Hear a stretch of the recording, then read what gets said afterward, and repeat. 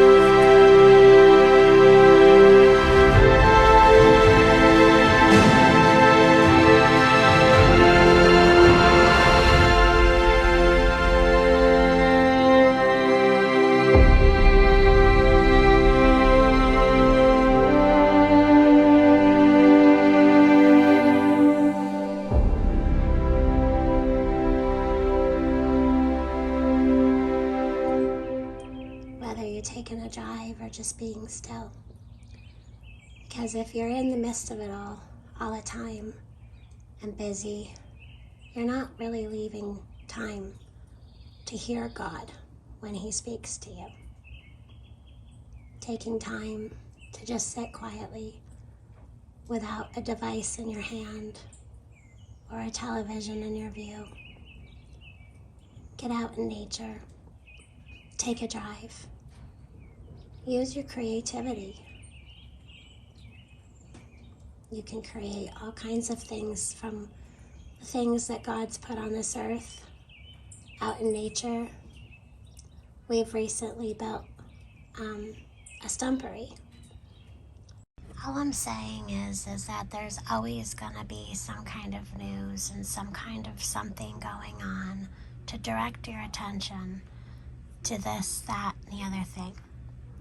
And what we all need to be doing is, yes, we need to pay attention, but not to the point where it takes takes our attention off from God. We cannot be that into the busyness and into the news and into all the information being put out there, because then it becomes a distraction eventually, where your mind is on those things so much that it takes you away from God's direction.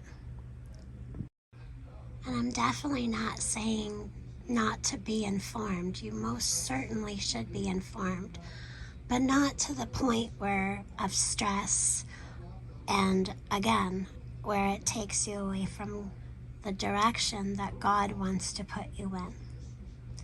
So please, please, please, just take in consideration of what I've said and just take some time to just be.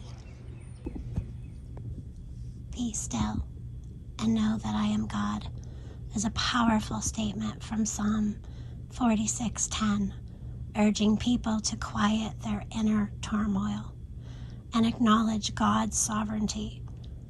Be still doesn't mean inactivity.